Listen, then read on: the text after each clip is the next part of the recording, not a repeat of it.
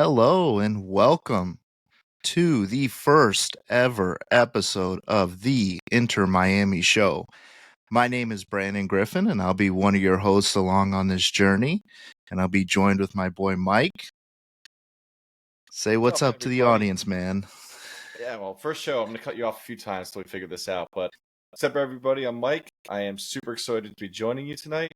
Let's light some fires, kick some tires. Let's get this on the road. Hell yeah. For those of you listening on audio, you can find us wherever you find your normal podcast, Spotify, Apple Music, whatever it may be. Also, we post in video. This will be live on YouTube. Because most of you don't know, follow us on socials at Inter Miami Show, on Twitter, on Instagram, and on YouTube. So you never miss an episode. Subscribe, hit the bell, and we're going to aim to be bringing you coverage of all the big news, all the games, things like that, and try and bring our own unique perspective to the Inter Miami podcasting universe. So, Yeah, super excited to get this going. I'm super excited to bring this to all of our listeners. This one we're recording on our own. We're going to record a couple of these on our own, figure out exactly how to do this, and then we'll put these live. And we're really looking forward to getting some fan interaction as part of this, taking Q&A on live, bring people on live as we can too. So one of our big spin is we really want the fan interaction, and we really want to do this from a fan's perspective. Branton and I are both day one fans. I'm following the team since before there was a team, and we're just super excited to do this from fans. Look, we're definitely not trained as professional sportscasters, but we really want to say, like, hey, we're fans of this team. What do we want to see? What don't we want to see? Where are we going to go with this?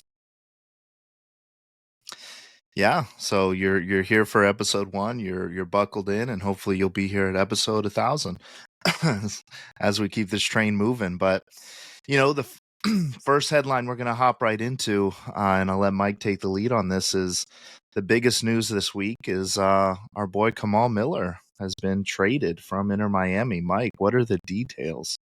Well, first let me just say this hit me out of the blue. I did not see this coming. If you had asked me, a week ago, who do I guarantee is on the team next year, Kamal Miller is anchoring our defense. But he's going over to Portland. He's reuniting with Phil Neville. We got $625K in GAM for him, or Garber Bucks as they're sometimes known. I kind of want to roll back the clock a little bit too. So he actually came to us less than a year ago. April 12th, 2023, it was announced. We parted ways with Bryce Duke and Ariel Lassiter. We received in return $1.3 million in GAM, and now we're getting our $625K in GAM. So that total deal now comes out to about $2 million in GAM. Also included as part of this trade from last week was an international roster slot. And just kind of looking at kind of what they've gone for recently. So Columbus Crew acquired 2 international roster slots from Seattle. So I figure it's about $150, 175 per international roster slots, brings this trade up to about $800K in GAM for Kamal Miller. I'm going to start with, I don't really know how to take this. So Kamal really was our most solid person on defense in our back line. He made 35 appearances in all competitions. He was a rock. I mean, he wasn't perfect, but this was I believe the 2022 MLS Defender of the Year. You weren't going to find much better than this in MLS today. That being said, let's get right into tactics. We know that Tata wants to run a high line. He really wants to press. I think we all expecting some version of a 3-5-2 next year. And these guys and our center backs are going to be playing well beyond midfield. So Kamal was not the fastest guy in the field. I think looking at this now, it kind of starts to make sense. But I don't know, Rand. What do you think? Like it just doesn't seem like what we were expecting.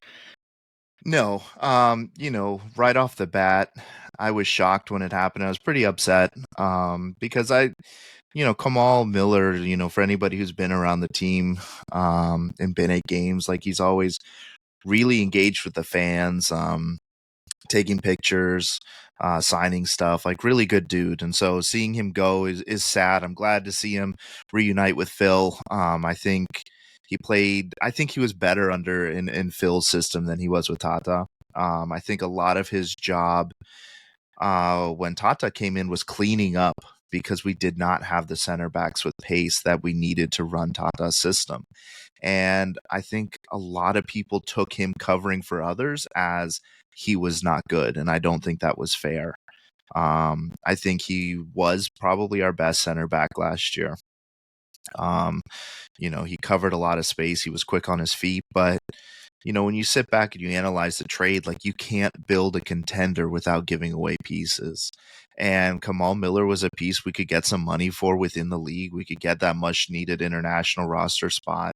And if anything's been proven by this team is we're really not building with MLS experience. They're trying to go outside the league and find younger guys and guys that are proven in other leagues who maybe could contribute a little bit more and maybe be sold on in the future. And right now, we're also looking at guys who are willing to take a discount to play with Messi. And we'll see what we turn that $620K in GAM into. I mean, rumor is it's going to be for Suarez's contract, which is fine because you're definitely upgrading there. But it's a big hole, and I don't know how we fill it right now. I haven't heard very many rumors about guys that we're linked to. And, we'll get into the LGP news in a little bit. But, it all depends on what we do with it and what we do to improve that position, because now it was an area where I didn't think we really needed to add pieces, and now I think we definitely need at least one, if not two, center backs. Yeah, I mean, a lot to unpack there. And don't let me forget before we get off Kamal, I got a great story about Kamal just being an awesome band guy. But a couple things to start out with is absolutely agree that he was that rock. He was the one that was cleaning up the mess. You know, obviously Tata wants pace.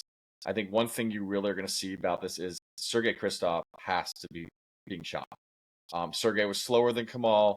Sergei's another international spot, and I forget if I saw on Twitter or where I saw it, but I did see some rumors that Kamal's international slot that's going straight to Suarez was my understanding. Like that's where they wanted that extra one for the extra one that they got. I think it was either the roster spot or the GAM or both going to his acquisition. But I gotta imagine Sergei's next. He has to be. It's funny. I had a pretty good list of people I was expecting to see shopped, and I don't know if we'll get a chance to cover that this show or the show too. But I didn't have Kamal on there. I didn't have Sergei on there. But now that Kamal's gone, I think Sergei's gone next. I've seen a lot of people now linking us to Miles Robinson. I can see this because he's a very pacey center back. The other name I'll throw out here is Noah Allen.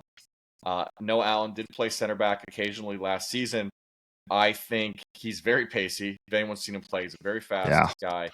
Now that we have both Negri and Alba on the roster, we don't really need a third left back. I could honestly see Noah becoming a permanent left center back. I would be very surprised if we don't see that in some of the preseason games, unless there's more roster moves. Though I do think Noah's pretty safe on our roster.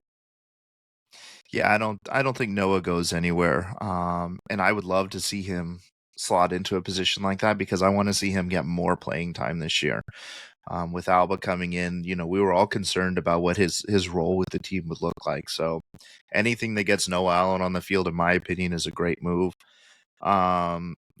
We've also got center backs like, we've got like McVeigh, who unfortunately we never really saw with Tata. So I don't think he fits the mold, but he's another center back who's pacey, who, when he was our left back, not last season before, was cleaning up a lot of messes. So maybe he slots in there. But, it'll be interesting to see how that builds out. Huh? Another name, Ian Frey. We got Ian Frey back, obviously. That's true. Injury last year. He was playing center back, and I think he was playing a CDM at some point, center midfield. Yeah, he was. And I think it was preseason he was playing CDM. So I could see him getting a lot more playing time. Like, this could be good for the new guys. I think it's honestly, we're speculating. That's kind of what we do, but there's a lot of speculation here because we just don't know what the next roster move is. Right. But I kind of circle back is like Sergei to me. Yeah, he was another great fan favorite. Really, when we were playing a lower line with with Neville. Mm-hmm. I think Sergey played great as we started borrowing him to make these huge runs. He just couldn't do it. And so I think Yeah. getting kind of to what you're saying earlier, he looked like he was making mistakes because he was being put in a place where he had to make mistakes. He just wasn't capable of not doing it. But I think he can't be long for this team, which is too bad. Very nice guy. No. Really nice guy, and honestly, before Tata came, he was the rock. Like, he's a solid defender. He's no nonsense. Like, he saved us in a lot of situations. So, I just want to see him go someplace where he can succeed, really, is what it's all about, because he was a great servant for this team, great with the fans, and, I have to just imagine don't Sergey. think in Tata's system he looks good or handles it well. No, and I can definitely see him staying in MLS. I know there was a lot of talk that he came here to be in America. Honestly, if the Timbers have the money, going to Portland could make sense because, again, reunited with Neville. I think it is interesting. We picked up, going back to tomorrow, picked him up on April 12th. Neville was only coach for 2 more months. And if you look at the time when we picked him up, if you kind of cross-link it with where the standings were, that was in the middle of our first big losing streak. So clearly this was when Phil wasn't quite on the exit yet. We didn't have the SGs kind of calling for his exit. So clearly he was brought in to be that rock. Neville had probably a say in that pickup. And it's interesting he didn't bring it with him. So at the end of the day, I'm okay with this. Kind of finishing the thought from the beginning, I'm okay with this trade. I would have liked to have seen, I think, a little more money. If you look at, we got 625 plus 1.3. It just feels like Kamal being MLS Defender of the Year should have had some more money. I think Lewis Morgan. Well, the problem though is he wasn't MLS Defender of the Year with us. It's 1 year removed under a bad system. Like, I don't know. It feels like we could have gotten at least a little more out of it. Well, I think that international spot is decent pickup, and maybe we could have gotten a little more, especially because he did just sign a contract extension. So you're probably right. There probably should have been a little more value there, but could also be a situation where we just needed to guarantee that we'd have the money in the international spot for Suarez, and that's what we had to do. And you have to recognize also MLS defenders are historically undervalued. A good example is I mentioned Miles Robinson earlier. He's leaving Atlanta because they won't make him a DP. Historically, you have no goalie DPs, very few defender DPs. It's all in the attacking, just because of the salary cap and the restrictions. So I think that's probably a little bit as well. And I think you called it too. The teams know we need international roster spots. They know we need GAM. Yeah. They know it's not our market. Like, it's everyone else's market when competing with us in most cases. So. Yeah. And when somebody needs something, you're gonna be the one who gets the best deal, and that's what happened. So all the best to Kamal at Timbers. I hope that fan base embraces him because he's a good dude and deserves support. I had to tell a story. So last game of the season, all the players were walking around doing autographs, and I was dying for a Yedlin autograph. Like, I just wanted. I'm a huge. We'll cover this eventually. I'm a huge Yedlin guy. I think he's brought so much culture to this team, and I really wanted the autograph. And Yedlin, with his family, they weren't really doing the autograph stuff. But Kamal Miller was doing all that stuff, and I yelled to Kamal, I'm like, "Hey, Kamal, can you bring Yedlin my jersey and get signed?" Kamal took a random fan's off jersey, brought it to Yedlin, had Yedlin sign it on Kamal's chest, and then brought it back to me.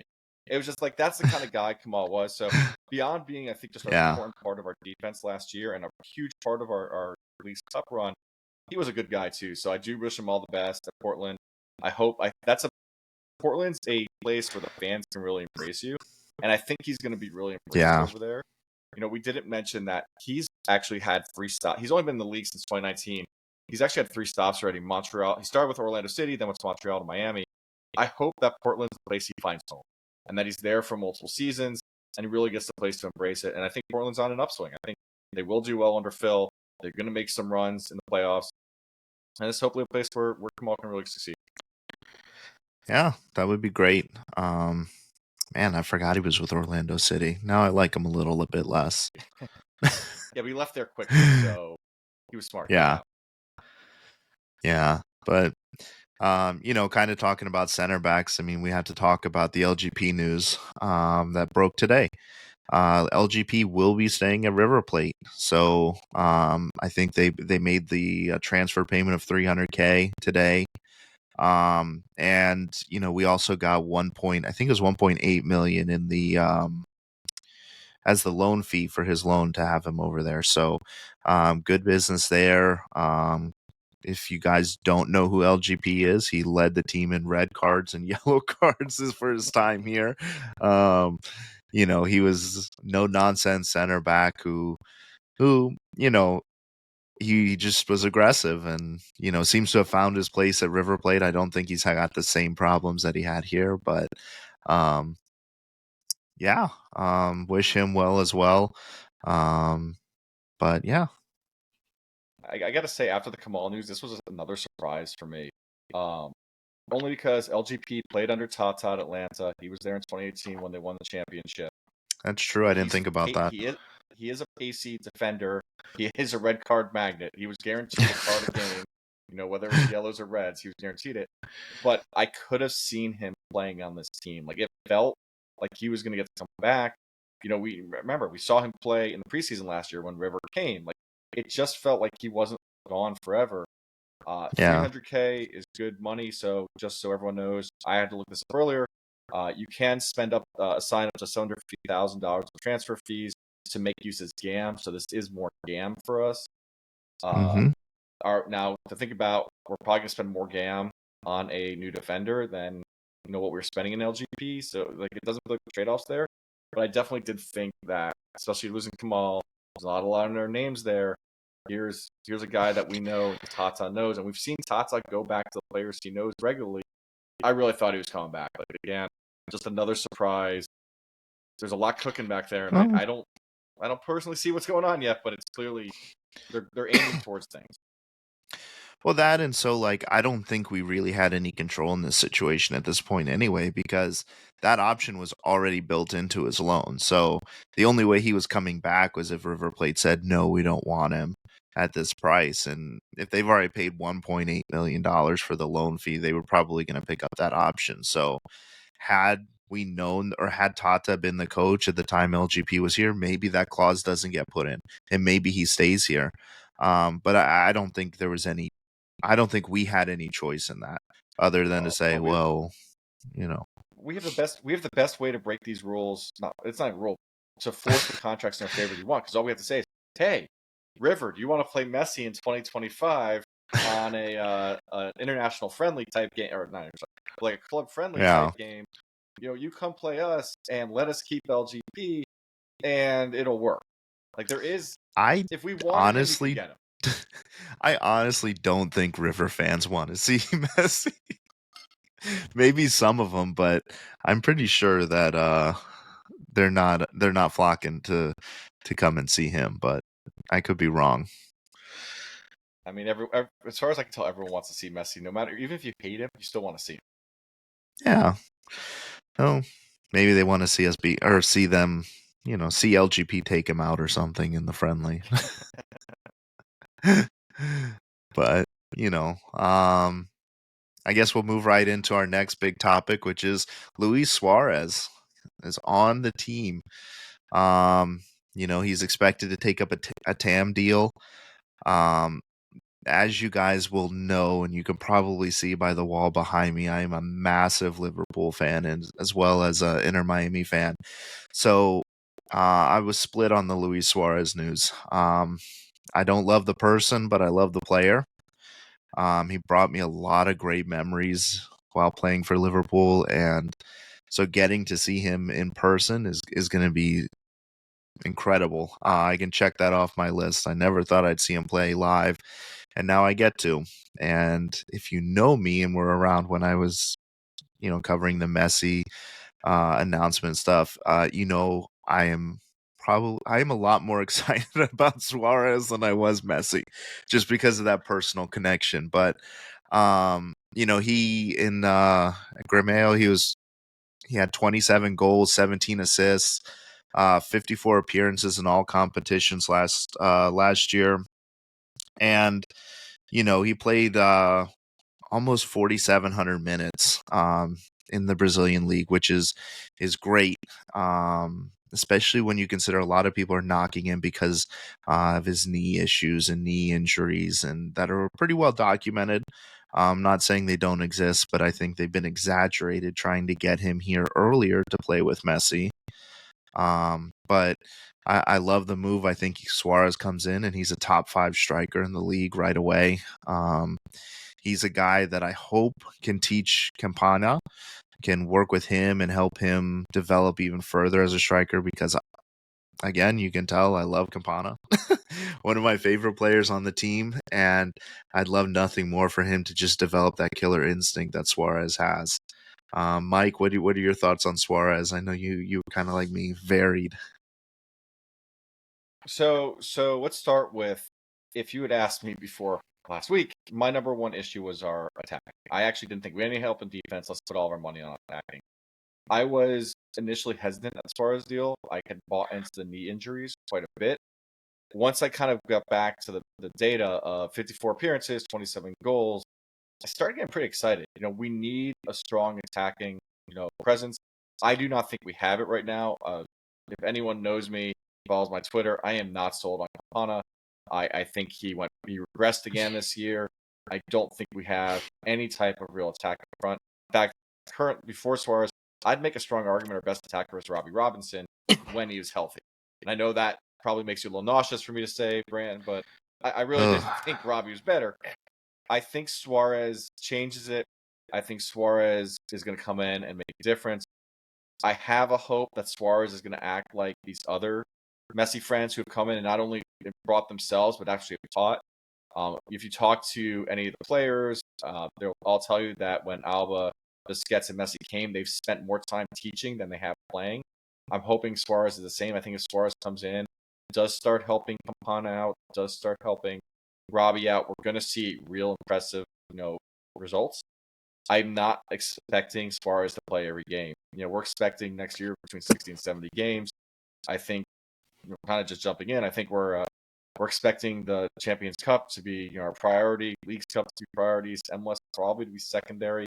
Like, these guys are going to be resting some games. If Suarez can be teaching, if he can get Campana to be even half of as effective as we are hoping, I think it's going to make a real difference. So I am excited for Suarez. I do get nervous when he starts putting out articles or comments that says he takes a shot in the knee and 3 pills before every game. Like, at some point you do break down. If he can get us through CCC though, which is really just the first half of the season, I'm gonna be pretty excited. I do agree with you. He has the capability to be a top 5 striker. Like, he can score goals, and I see us kind of like. I kind of want to play Nashville again because Hanny's going to be looking at Suarez more than he's going to be looking at Messi, and I think that's going to be a lot of fun. Yeah. And I think we're going to be a fun team. He's going to make us a fun team. We weren't there yet at the end of last season, but Suarez coming in, like, he's going to be worth the price of admission. Like, really. Oh, yeah. And The Athletic put out a really great article where they interviewed like a lot of the coaches and the players who played with in Brazil. And they kind of talked about how his mentality has changed from when he was at Liverpool or Barcelona, where he was just this pure, like, outpace you, outduel you striker, to being more about positioning and being in the right spot to expect the right pass to just one touch it right into the net.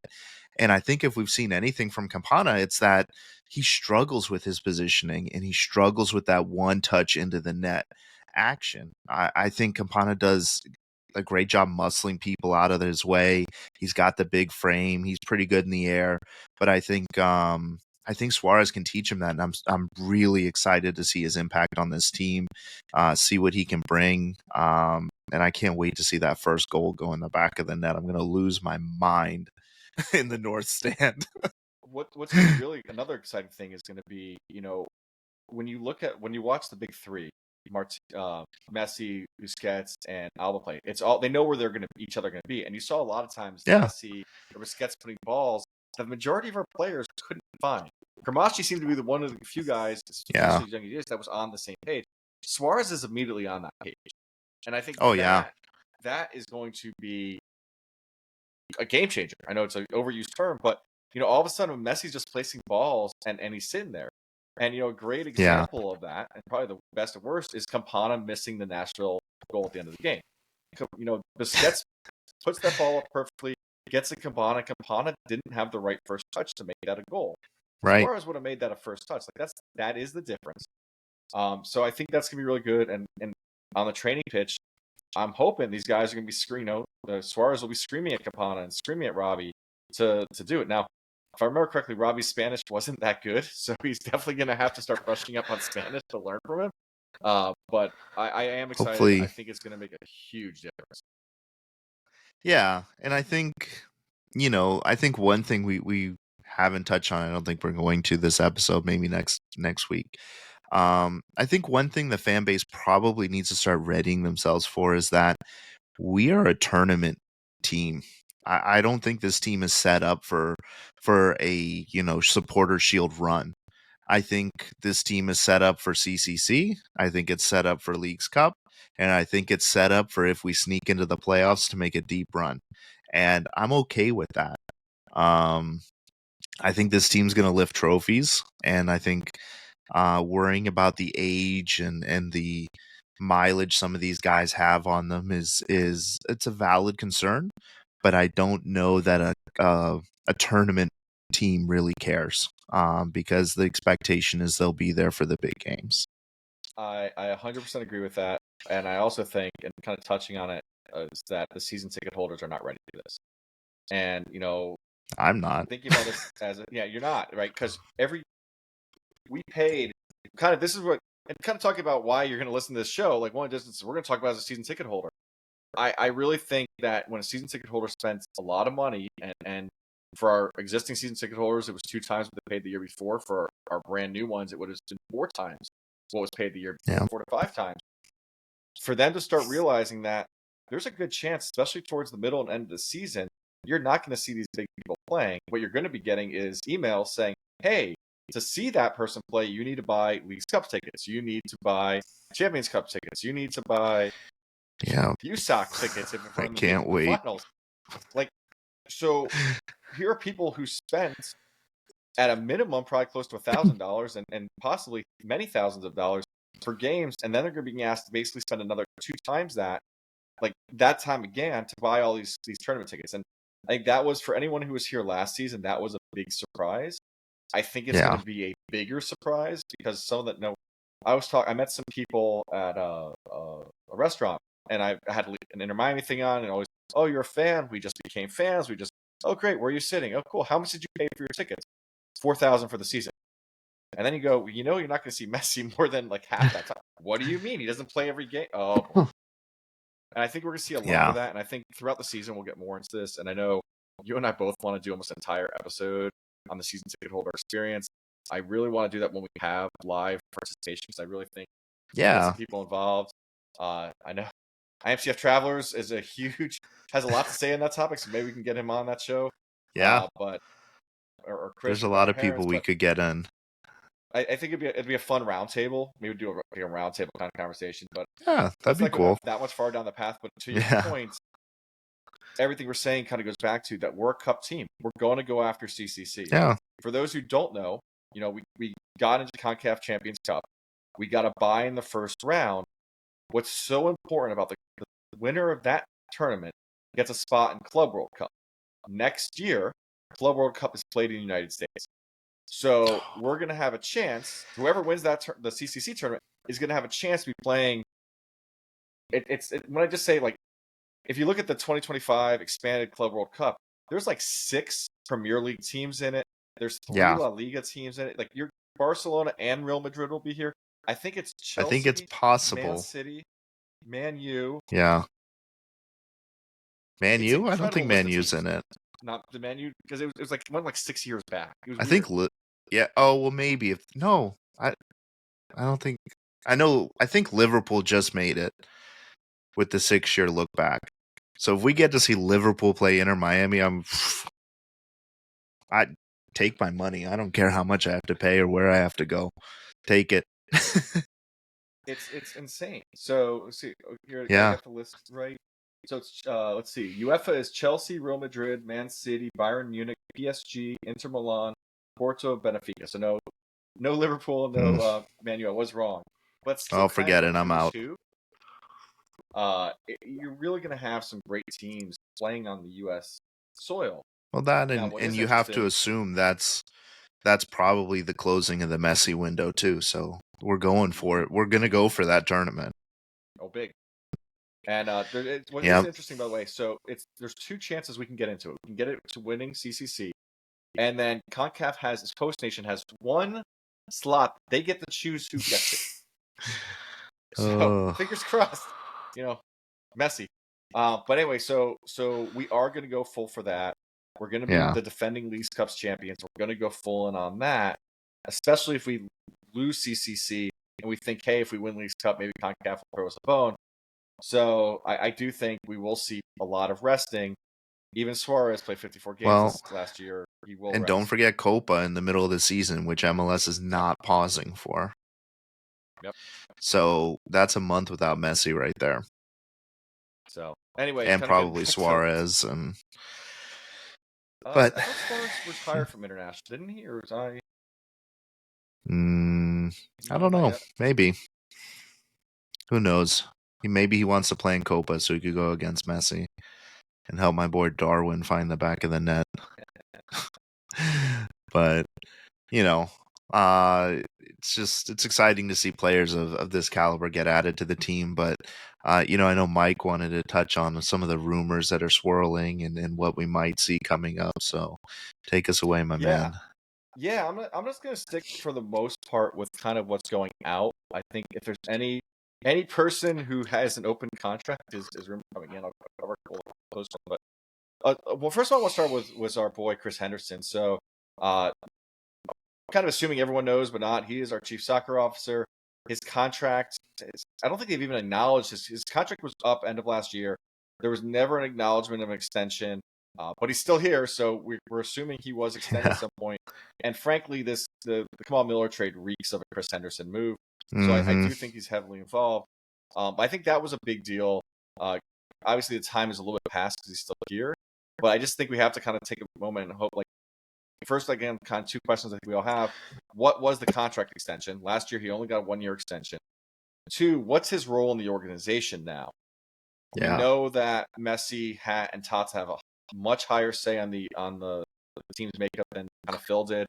We know Messi's bringing his friends. My inclination would not be that ownership would have just gone after Suarez if Messi wasn't here. They obviously Messi helped get along. We see guys like Alba going from $30 million in the 2022 season to I think 250. I heard a rumor for Alba for Yeah. last season. So these guys taking massive pay cuts to come. That's not really the seat what Chris Henderson's going to be making happen. So I think it is an open question what his role is on this team going forward. Uh, so clearly, again, the Kamal Miller trade tells me he is much more actively involved than I realized he was. So. Yeah, and I think what we'll start seeing is his role is really to put the most competitive team around these guys and to put players and find those gems like he did before, like the Robbie Taylors and the Chris McVeighs and those type of guys that can come in and contribute when these guys aren't with us. Because we all know as people watching MLS, like not breaking for Copa, where it's going to hurt us, especially if some of these younger guys start balling out and maybe get call ups to their national teams. That could hurt. So I think his job is really just to build that out, to collect the Garber bucks and then distribute those how he sees fit. And I'm so glad that he is here still.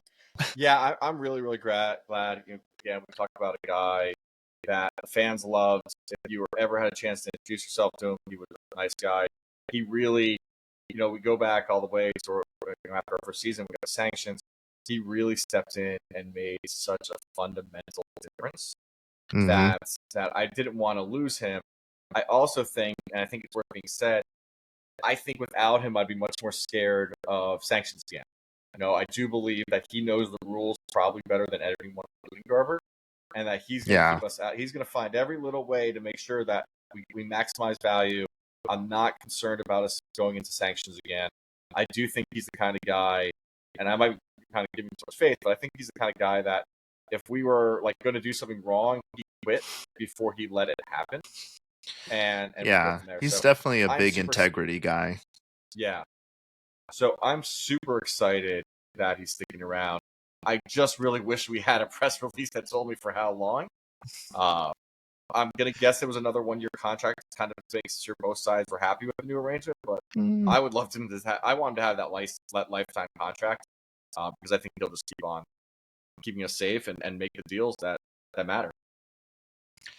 yeah, and I think at this point, like he gets Messi and friends, and then he also gets to build a team without the sanctions. Like that's like selling 4 players right there, and just getting that GAM back. And so, we've had to sacrifice some fan favorites just to make it through sanctions, and now not having that is great.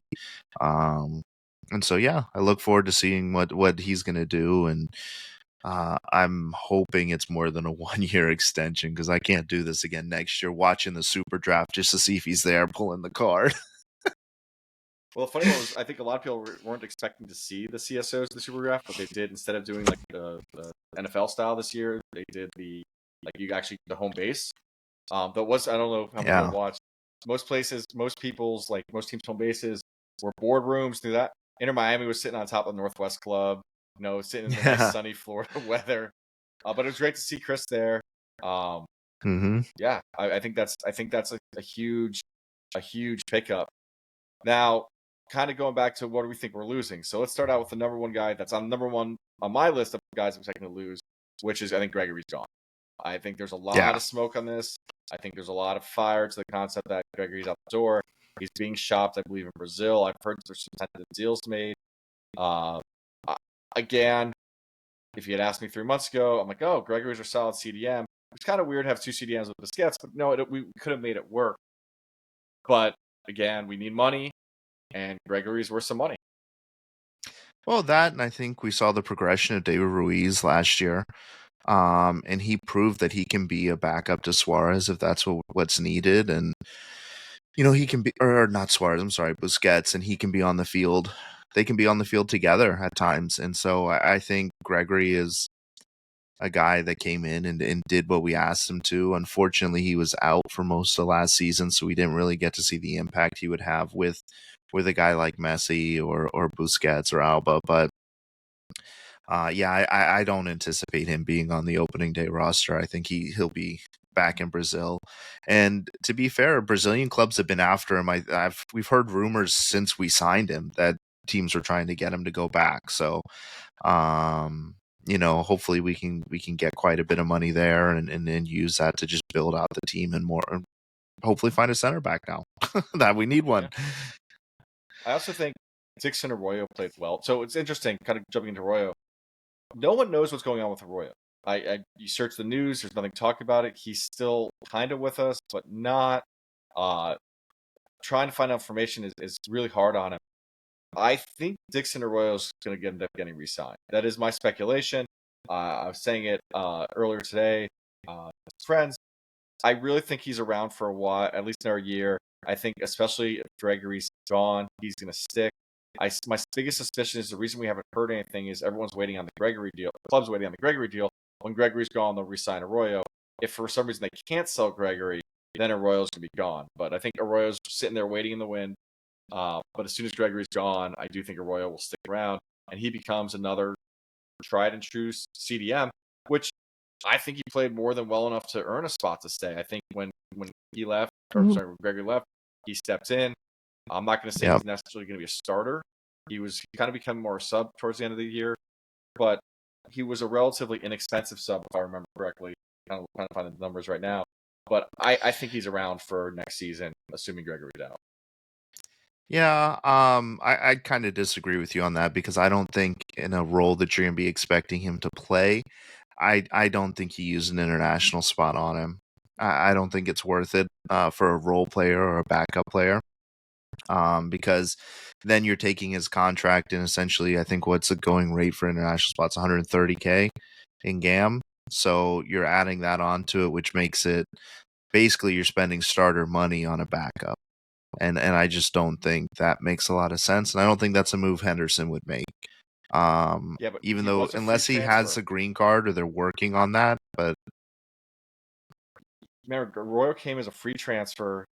He's that extra 150K Yeah, but he of that came money. when we didn't have Busquets. We just had Gregory, and Gregory went down. But So again, it's not 60 that was a games. desperation move. That wasn't like we wanted this guy all along. But so getting in here, man, it hurts. We're on our first episode. We're disagreeing. Like this is going to require some therapy afterwards. This is Um, natural for us. yeah, Gregory. I'm sorry, Busquets. Busquets, the second half of the year wasn't the same Busquets the first half of the year, and I think the difference tends to be who's on the field alongside him. If there's guys that can play at his level, Busquets looks like the greatest player on the field, even when Messi's there. If Busquets does not have those players around him, it kind of breaks down a little bit. And I think towards the end of games and towards the end of season, when there's no Messi's on the international break, Suarez isn't playing, I do think a guy like Arroyo and a different lineup is going to work. And so I think that's where Tata is almost going to have two full lineups. Obviously, they'll be mixed between the players, but you're going to have lineups where you're not as dependent on Busquets. A guy like Arroyo can make a difference. So I do think he's around. Well, and I get your point. It's a fair so point. Like I don't want to take off that my point. point That is he's a not very that expensive Arroyo guy. can't make a right. My point is not that Arroyo can't make an impact. But my point is with an off season of preparation, Chris Henderson can go out and get an Arroyo and pay less for him and probably not take up an international roster spot. Is just my thought. Like I have nothing against Arroyo. I think he did phenomenal with what we expected. I didn't expect much from him. I didn't know anything about him when he got here, and I'd love to have him back, but I just don't know that it's worth the price. I think, listen, everything you're saying is fair, and it is sticking with me that he's very expensive at that role. But you also, as we've seen a lot in not just MLS, but any professional soccer league, there's a lot of guys who look great on one team that don't look good on the next. Anthony kind of is the first, like considered the greatest transfer flop ever. A guy like Arroyo, who's still relatively inexpensive, versus going out and trying to get a new CDM. I think it's a risk. But I think you make some really valid points that given time, it might be a risk worth taking. Listen, Will Trapp is still a free agent. That he could come in and do the same role, cost less, and not take up an international spot. Maybe he's not as athletic, but he could do the same thing. Yeah, remember, athletic is what we want now. I mean, that's how our it's. Well, we only want it if you're not one of Messi's friends. I was just gonna say there's an adage. Basically, if you think about American football, the Los Angeles Raiders, now the Las Vegas Raiders, only used to draft based on your 40 times. If you had the fastest 40 time in the draft, you're guaranteed to go to the Raiders no matter what. I think Tata is a little bit like that when it comes to defenders. I think he's looking at your pace more than anything else. And Arroyo was a pacey guy. Will Trapp ain't quite as pacey as Arroyo. No, but it is what it is. So I'll throw out a few other names I think are definitely at risk. I think you're gonna be pained when I say these names. I think Campana is hugely at risk of getting moved. I don't think he's lived up to our expectations. There was a lot of talk last year how important he was to our roster building because of U22 DP slot, though that's actually not how we used him for. But I think there's a lot of MLS teams who would like him to bring him out and try him out with their team. So I think my number one guy, top guy is Campana. I'll throw out two other names there and give you a whole bunch of names to come back at me at. Yedlin is a very expensive right back, especially we're being very tied to Gressel. We can get in that way more time now or maybe next episode, but I think Yedlin's number two. And then Calendar there's a lot of talk is being chopped around because we're being linked to international keepers. And I don't know if you saw what LAFC just did. They just dropped really the keeper that got on to last year's finals and was integral into the game this year's finals, and they're dropping him and making him backup for a new keeper, so a new international keeper. So I think those are my top three of these guys are probably. I don't think we see all. I guarantee we won't see all three starting for this team next year. I don't know how many will be there. Yeah, I think Campana would be if the right deal comes along. I don't know that he's like a guy that we're like out there like, oh yeah, we want to get rid of him. But I think Yedlin and Calendar, I can see both of them moving on. I think Calendar probably brings us a lot of value as a goalkeeper. And if Henderson can play with that and get the right dollar value and then replace him with a bigger name, we've been linked with, I don't know, De Gea and guys like that, which I don't see how a guy like that wants to take a pay cut to come play here. But if he did, love Calendar, but that's an upgrade. So that could be a good move. Yedlin, I love Yedlin. I am wearing a Yedlin heartbeat kit right now. But at the end of the day, Gressel is a better right back. He's more complete, more well-rounded, and had some of the best. He became a household name in MLS under Tata in Atlanta. And so I would rather have Gressel on the right side than Yedlin. But, we'll see what the rest of the offseason has and what unfolds. But, yeah, I kind of agree with you. Those would be my three names. I think, just kind of double down on my side, but also agree with you, which is we're seeing LAFC kind of now do the same thing we're doing, which is they're trading their known talent for super high end talent. And you saw them do it with Hugo Laris on the goalkeeper, and we're doing the same thing for, right? We're considering it at least. Yeah, if that is true, I don't know. Man, we don't know if it's true or not. That's fair, but clearly, I think there's smoke to some of these fires. Yeah. And so I do think we're considering doing it. You said earlier we're a tournament team. I think the other piece to put is we're a win right now team. We're expecting, like, every fan of this team should be expecting a minimum of 1 to 2 trophies next year. That's what the team is being built for. We got 24 and 25 to win, and then 26 and 27 is probably going to be painful because we're going to have to reload. And so I do really think these guys we have on the team that aren't necessarily starters or who are starters but are worth a lot of money in MLS because we got to play in the salary caps are going to get traded away. And I think it's really something I want to kind of call out is we're much more concerned, I think, selling inside MLS than selling outside MLS because we want Gam and Tam to afford Messi and friends. Well, and don't forget, I mean, like you said, we can convert up to $750,000 of a transfer fee into GAM. So, that opens the door of selling a guy like Calendar overseas and converting some of that to GAM if there's offers. But, time will tell and we'll see, right? Like it's still early-ish in the off season, so we don't have a complete roster and we don't have a complete list of outgoings. So we shall see. One more thing on that, which is I think you have a good point. We make money selling overseas, but you're topped at 750, and we sold Lewis Morgan 2 years ago for 1.2 million. So if we sold a Calendar internally, you're possibly going to make more money. So that's why I think we'll see. Unfortunately, we're going to see a lot of our ex players playing against us, and that's fine. I mean, most of the league at this point has been on Inter Miami at some point. I feel like every team has at least one of them, and they got better when they left us. So we'll see. Hopefully, we have sell-on clauses when we sell them on. Did you see John McCarthy's moving teams again? So he was on LAFC. Now is he at the Revs? No, he's going to LA Galaxy. Oh, that's right, Galaxy. I knew it was one of the old teams. McCarthy's been on. Man, he was on us, Philadelphia, both LA teams. Now I think he's got another 1 or 2 teams as well. Like he is. There's a great podcast like there's called Major League Journeyman that Dax McCarty has, and like they're gonna have to get John McCarthy on there because I think John McCarthy's become like the journeyman of MLS at this point. Yeah, I mean, well, they're. Yeah, I mean, I guess he's probably the journeyman goalkeeper, but it killed me to see him win a ring before us, but it is what it is. I was happy for the guy. He was a good guy. Yeah, he was the hero of the game. He deserved it.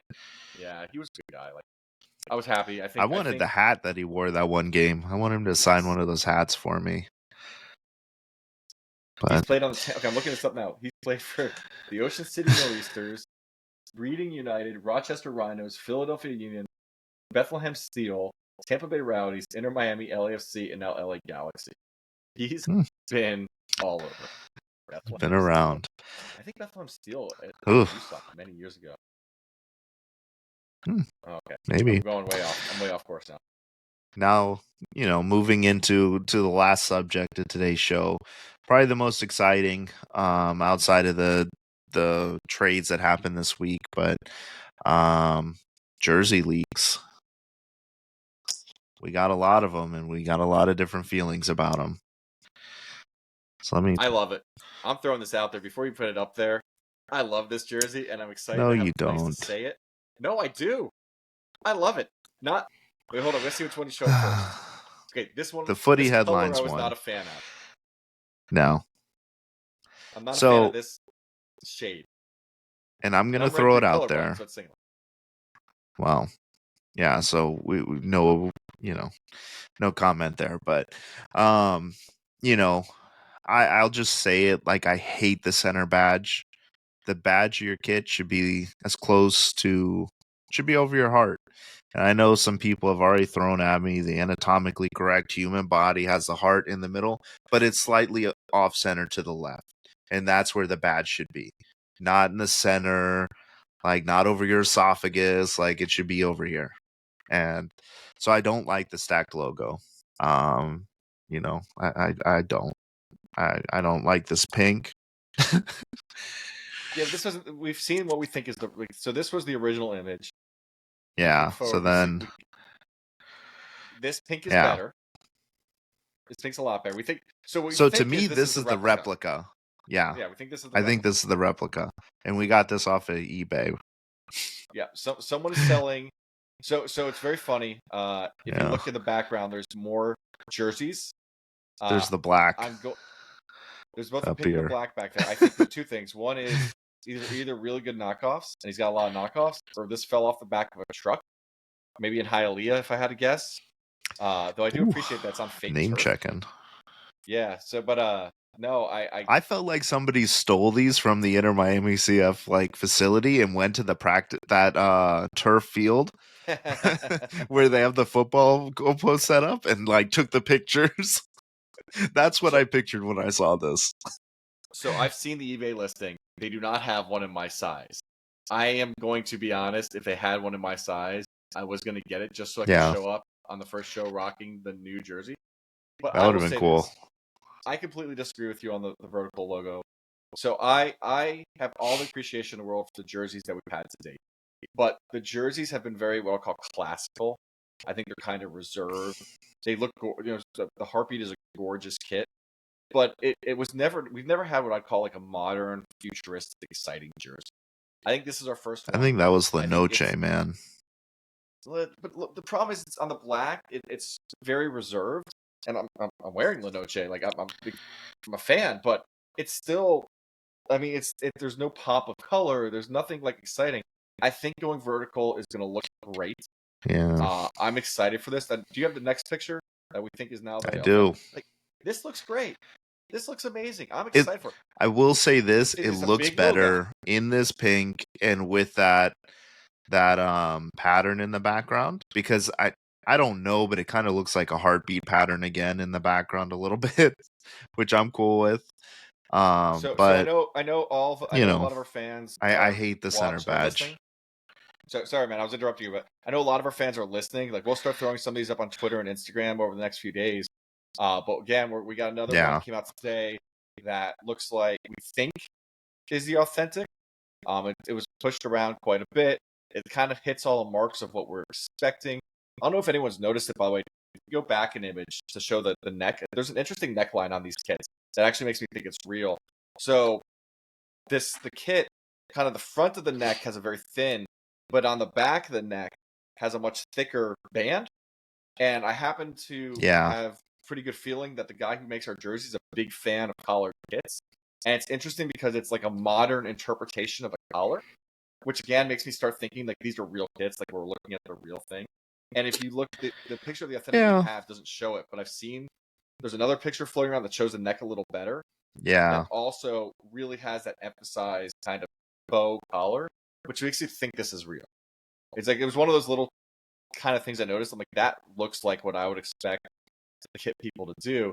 And again, I love it. On this kit though, we kind of just brushed over. Everyone believes. I don't think there's been an official announcement. I think everyone believes Royal Caribbean is our New Jersey sponsor, which I'm super okay with. Out with XPTO.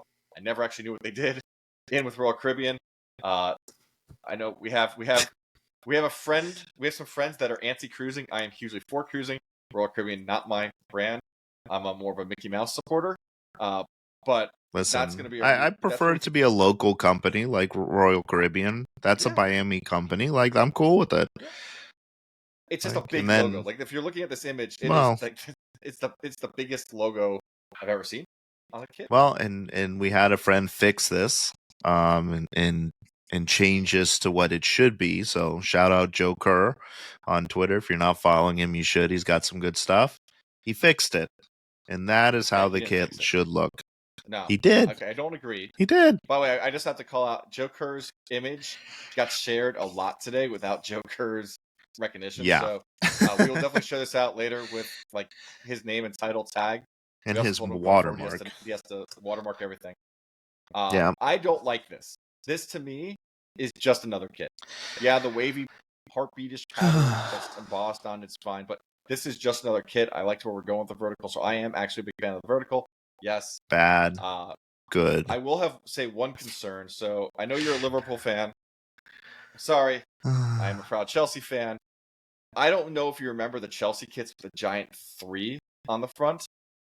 So the first season, the 3 was fully, the whole thing was vinyl, and it was super uncomfortable when you were wearing it. Like the vinyl stuck through the jersey. The next season, they went to like just the outline of the 3, which was a lot more comfortable. I am a little concerned this Royal Caribbean logo is going to be that same very sticky. Like on a hot, humid day, it's going to stick through the jersey a little bit. Maybe. So just I would say Inter Miami is probably a bigger club than Chelsea, so I don't think I'd worry about that. We are massive. I mean, Messi. You can't spell massive without Messi, I guess. But I am concerned about just the size of that logo, just based on the issues that the Chelsea 3 had. But yeah, we'll see. I don't mean, like that's this. A valid concern. This Joker version, I appreciate that he made the changes. I know everyone really wants to see the logo over your not a heart area, but I like the vertical. I'm first in line to buy it. I'm counting down days until I can get to the shop and get get 2. I want to get one for myself, and I want to get a Suarez jersey because I need to add to my collection of Inter Miami superheroes. Yeah, well, I think you also committed to buying me a personalized one. Did I do that? That sounds like me. I feel like you did. Eve, so, I might wear it then, but I'll buy it just because I have to. I have to own all the kits, but I don't know. We'll see. At least I like the pattern on this one, and maybe the center logo will grow on me, but initial thoughts is I don't like it. So we can't leave jerseys without mentioning the third kit. No. This is the one I'm most excited about. Super excited for this one. So if you haven't heard, there's no images yet for the record. So if anyone shows you an image on the internet as of, what's today's date? January 2nd, 9:20 at night. They're a liar. As far as I know, there's not been a single leaked image of this kit. What we know is it's footy, what is it called? Footy headlines? Footy leaks or something? Oh, yeah. They came out and definitively said it is a Miami Dolphins retro throwback kit of some kind. I've heard it from other people that I know that have seen this kit. They won't tell me anything about it, but they've confirmed that comment. I know the club is very proud of this third kit, that they've put a lot of effort. This kit was not just started when Messi got here. It's a kit they've been working on for a very long time. Messi gave us the numbers to get the third kit, but it's not like a Messi-inspired kit. So I am super excited for this one. I'll be honest, I own 6 heartbeat kits. I think I might end up with more of this Dolphins kit. And I'm not even a Dolphins fan, but I'm just that excited for this kit. I cannot wait till the first lease hit. I mean, how can you not be excited? Like, I feel like the third kits is where Adidas like lets you kind of play more and do some cool things. Like we saw Atlanta's third kit. I wasn't a huge fan of that, but I know a lot of people who are connected with Atlanta loved it and thought it represented the city, and I hope that's what they do with ours. And I hope it's awesome, and I hope it comes out soon so I can go and buy it and I don't have to wear the pink monstrosity. I agreed with 80% of that. I'm gonna rock my pink monstrosity, as much as I can. I know What you I'm will. excited for is going to Dolphins games and seeing Messi kits that actually are in Dolphins colors, because they're already seeing it. Like, you And see the Messi kits everywhere you go now, but to go to like yeah. a Dolphins game and go to our Marlins game and to see that kind of combination of colors, I just think that's Ugh. going to bring the whole city together. I love the idea of it, and I I think it's hate super the cool. thought that Messi's going to bring the whole city together. I hate it. But I'm I not do. wrong. Everybody You're was gonna see together it except everywhere. for, yeah, you're right. Do you know where I I bought? can't Do you know argue where I bought that. my first Inter Miami Messi kit? My first one, I Barcelona. think I was there when you bought it. No, Oh, I was yeah, in my no. first one. I I was in thought the Leagues Barcelona like Cup one. the Yeah. day he got announced. I was in Barcelona and got a kit. So I mean, Oh, Messi's Inter Miami, Messi's everywhere. So I just really yeah. think having this kit is gonna be great. My only concern, real quick, is that La Noche was last year's kit, and we never actually wore it. I think we wore it 3 games. Um, Messi's been in it like twice. I am Yeah. concerned that next year we are going to have these two amazing kits, and we're only going to wear La Noche, just to I don't sell kits at once. But I I really want don't to see our think so. players in these new kits. Yeah, I would think that we probably don't see that. I think we see a good mix of the kits, especially because we're playing in so many different competitions and there's going to be so many teams that have similar color schemes. A lot of teams use black. So I think we'll be safe to see other jerseys this year. And if they put all this effort into a third kit to not wear it, like I just don't see that happening. I'm I hoping that do third think that kit we only makes like see a it in a Leagues Cup. handful of games. Yeah, I could see that being like a tournament kit, like a Leagues Cup kit Yeah. will be the third kit. Or they might save it for like marquee matchups or something, like if it really screams Miami, like when we play Galaxy or somebody like Speaking that of in a which, big that's got to be one venue. of our next show. Like our next show, like today, we did not get into the schedule at all. We haven't gotten into the Yeah, we'll preseason. I talk know, about that next week. yeah, Don Cavacito already is asking us to cover that topic, so we'll definitely Yeah. cover that in the next episode. But this week, especially with the A, just to introduce ourselves. B, I think the two top topics on the interwebs right now is Jersey and Suarez and Miller. So we're gonna do our best for those listening and those watching to kind of stay topical. Our goal is that we're going to get these out at least weekly. We'll do our best to Yeah. do something quicker if we have to, but we're excited Yeah, to I stay mean, current, stay relevant. during the tournaments and stuff like that, you might be hearing from us a couple times a week. And like Mike said at the beginning of the show, our goal is to eventually take this live. We want to get the Kinks out in the recorded version once or twice. And our hope is once the season comes around, we're doing these live with you guys and getting your interactions. But um, just thank you guys for making it this far into episode 1. Again, follow us on Twitter, on Instagram, on YouTube. We're at Inter Miami Show. If you're listening on audio and want to see the video versions, we're on YouTube. Get on there. Look at us. Look at our beautiful faces. And, hopefully we'll be going live with our show soon and we can get some interaction and we can get you guys on and listening live with us. Yeah, and to kind of take that level, the next level, I have a dream that we do post game shows in the green lot. That we're recording live on YouTube from the green lot post game with some measure of sobriety and talking about win lose, even if it's only a 15-minute show, just talking about what we thought, how it went. I think that'd be really cool. I don't think anyone else is really doing that yet, and I just think that's something I'd love to see. So that's on my wish list. Hopefully we'll get there. But yeah, thanks for listening in. Hopefully you enjoyed this first show. Once you listen to it, please share on all of our socials what you think, good, bad, ugly. And then let everyone know that a proper kit is a vertical kit and you're gonna love it, and we don't need to make any changes to it. Oh, well, on that disappointing note, thanks everybody, and we'll be back next week.